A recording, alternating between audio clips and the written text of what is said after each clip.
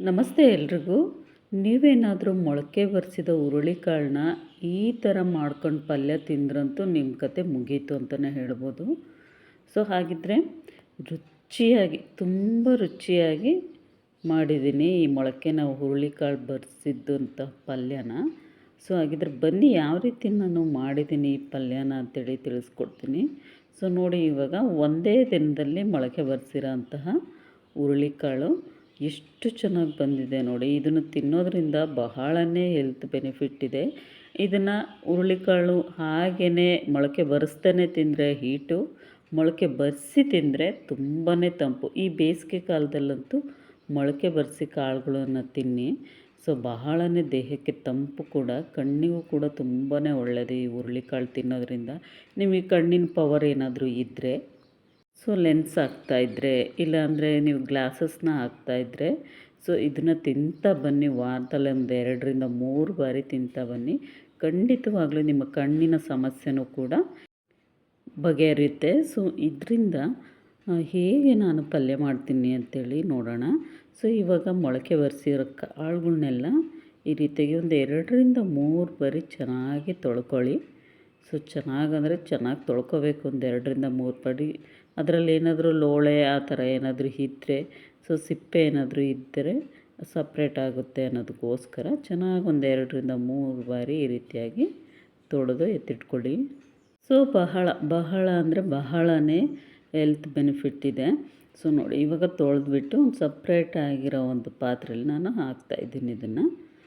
ಬಹಳ ಒಳ್ಳೇದು ಕಣ್ರಿ. ಇದು ತಿನ್ನೋದ್ರಿಂದ ದೇಹಕ್ಕೆ ಎಷ್ಟು ತಂಪು ಅಂದರೆ ಅಷ್ಟೇ ತಂಪು. ಹುರುಳಿಕಾಳಿಂದ ಅನೇಕ ಶಕ್ತಿ ಹೊಂದಿದೆ.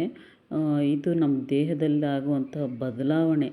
ನೀವು ಏನಾದರೂ ಕೈಕಾಲು ನೋವಿದ್ದರೆ ಇದನ್ನು ತಿಂತಾ ಬನ್ನಿ. ನೀವು ನೋಡ್ತಾ ಇರಿ ಎಷ್ಟು ನರನಾಡಿಗಳಿಗೆಲ್ಲ ಶಕ್ತಿ ಬರುತ್ತೆ ಅನ್ನೋದು. ಇವಾಗ ಒಂದು ಹಂಚು ಮೇಲೆ ಹಂಚನ್ನ ಕಾಯಿಸಿರಬೇಕು. ಅದಕ್ಕೆ ನಾನು ಇವಾಗ ತೊಳೆದಿಟ್ಟಿರೋಂಥ ಹುರುಳಿಕಾಳನ್ನೆಲ್ಲ ಈ ಹಂಚು ಮೇಲೆ ಹಾಕಿ ಚೆನ್ನಾಗಿ ಹುರ್ಕೋಬೇಕು. ಚೆನ್ನಾಗಂದರೆ ತುಂಬ ಫ್ರೈಯಾಗಿ ಹುರ್ಕೊಳ್ಳೋದೇನು ಬೇಡ, ಸ್ವಲ್ಪ ಬಿಸಿ ಮಾಡ್ಕೊಳ್ಳಿ. ಬಹಳ ಟೇಸ್ಟಾಗಿರುತ್ತೆ ಬಿಸಿ ಮಾಡಿಕೊಂಡು ಈ ರೀತಿಯಾಗಿ ಮಾಡ್ಕೊಳ್ಳೋದ್ರಿಂದ.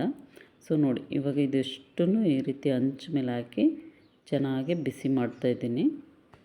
ಎಷ್ಟೇ ಹಾಸ್ಪಿಟ್ಲಿಗೆ ಹೋಗಿ ತೋರಿಸಿದ್ರು, ಎಲ್ಲ ಕಡೆ ತೋರಿಸಿದ್ರು ನಮಗೆ ಮೈಕೈ ನೋವಾಗಿರ್ಬೋದು, ಕೈಕಾಲು ನೋವಾಗಿರ್ಬೋದು, ಸುಸ್ತಾಗಿರ್ಬೋದು ಹೋಗಿರಲ್ಲ. ಇದನ್ನು ನೀವು ಮಾಡ್ಕೊಂಡು ತಿಂದು ನೋಡಿ. ಇದರಿಂದ ವಾರದಲ್ಲಿ 2ರಿಂದ 3 ಬಾರಿ ಮಾಡ್ಕೊಂಡು ತಿಂದು ನೋಡಿ. ಏನೋ ಒಂಥರ ಬದಲಾವಣೆ ದೇಹದಲ್ಲಿ ನೀವು ನೋಡ್ಬೋದು. ಇವಾಗ ಇದಷ್ಟನ್ನು ಹುರಿದ್ಬಿಟ್ಟು ನೋಡಿ, ಇಷ್ಟೇ ನಾನು ಬಿಸಿ ಮಾಡಿ ತೆಗ್ದಿರೋದಷ್ಟೇ.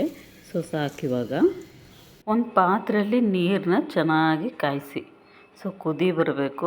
ಆ ರೀತಿಯಾಗಿ ಕಾಯಿಸ್ಕೊಳ್ಳಿ. ಅದಕ್ಕೆ ನಾನಿವಾಗ ಹುರುಳಿಕಾಳನ್ನೆಲ್ಲವನ್ನು ಕೂಡ ಇವಾಗ ಹಾಕ್ಬಿಟ್ಟು ಸ್ವಲ್ಪನೇ ಉಪ್ಪು ಹಾಕಿ ಕುದಿಲಿಕ್ಕೆ ಇಟ್ಬಿಡಿ. ಇವಾಗ ಕುದ್ದಿದೆ, ಚೆನ್ನಾಗಿ ಬೆಂದಿದೆ ಹುರುಳಿಕಾಳೆಲ್ಲ. ಈ ರೀತಿ ಬಸ್ಕೊಂಡಿದ್ದೀನಿ. ಒಂದು ಪಾತ್ರೆ ಕೆಳಗಡೆ ನೀರಿದೆಯಲ್ವ, ಅದರಲ್ಲಿ ಕಟ್ಟು ಕೂಡ ನೀವು ಮಾಡ್ಕೋಬೋದು. ಬಹಳ ಟೇಸ್ಟಾಗಿರುತ್ತೆ ಸಾಂಬಾರು. ಇದನ್ನು ಸಪ್ರೇಟಾಗಿ ಮಾಡಿದ್ದೀನಿ, ನೀರೆಲ್ಲ ಕೆಳಗಡೆ ಇಳೀಲಿ. ಇವಾಗ ಪಲ್ಯ ರೆಡಿ ಮಾಡೋಣ. ಒಂದು ಬಾಣಲಿಗೆ ನಾನಿವಾಗ ಕುಕ್ಕಿಂಗ್ ಆಯಿಲ್ ಎಷ್ಟು ಬೇಕಷ್ಟು ಹಾಕ್ಕೊಳ್ಳಿ ನೋಡಿಕೊಂಡು. ಅದಕ್ಕೆ ಸಾಸಿವೆ ಮತ್ತು ಜೀರಿಗೆ ಹಾಕಿ, ನೆಕ್ಸ್ಟ್ ಕರಿಬೇವನ್ನು ಕೂಡ ಹಾಕಿ, ಅದಕ್ಕೆ ಒಂದು 3-4 ಹಸಿಮೆಣ್ಸಿಕಾಯನ್ನು ಕೂಡ ಹಾಕಿಬಿಟ್ಟು ಚೆನ್ನಾಗಿ ಫ್ರೈ ಮಾಡಿ.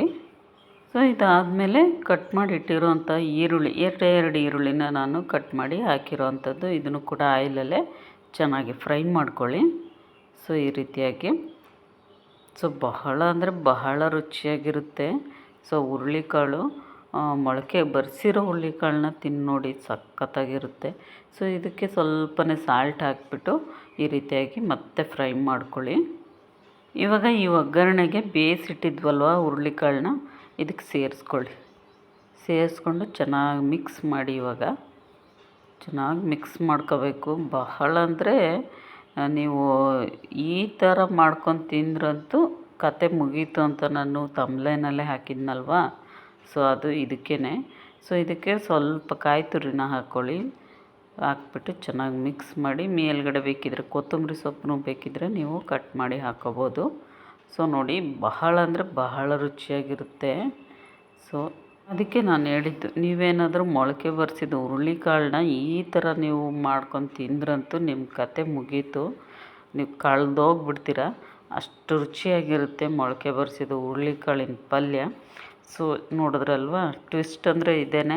ಸೊ ಇವತ್ತಿನ ಒಂದು ಲಾಗಲ್ಲಿ ನಿಮಗೆಲ್ರಿಗೂ ಇಷ್ಟ ಆಗಿದ್ದರೆ ದಯವಿಟ್ಟು ಇವಾಗಲೇ ಹೋಗಿ ಸಬ್ಸ್ಕ್ರೈಬ್ ಮಾಡ್ಕೊಳ್ಳಿ. ನೆಕ್ಸ್ಟ್ ಲಾಗಲ್ಲಿ ಮತ್ತೆ ಸಿಗ್ತೀನಿ.